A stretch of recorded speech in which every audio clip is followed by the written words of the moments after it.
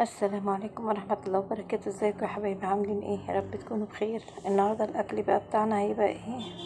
مكرونة محمرة بطماطم وشوربة الدجاج، وجنب منها كبد وقوانص. اللهم صل وسلم وبارك على سيدنا محمد. هنا طبعا شوفوا استوت الكبدة والقوانص يا حبايبي، ومش هقولكوا على طعمها وريحتها جميلة.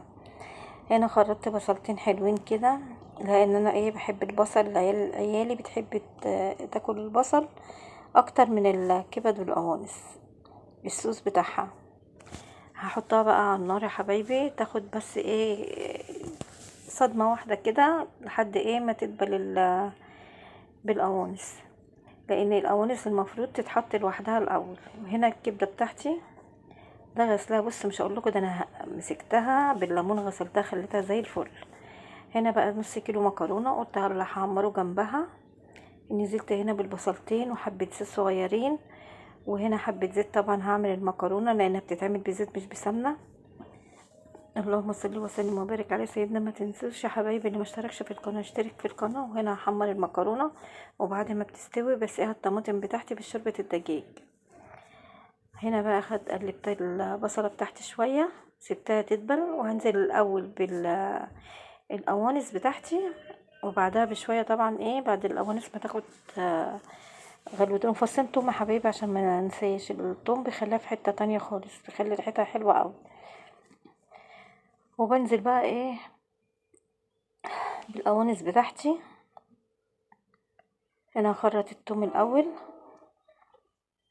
وقرن فلفل حامي.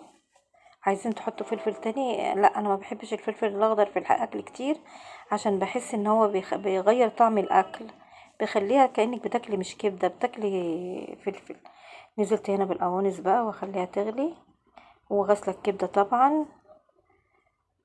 وهنزل بعدها بقى بعد ما تدبل شوية كده هنزل بالكبدة. اللهم صل وسلم وبارك على سيدنا محمد.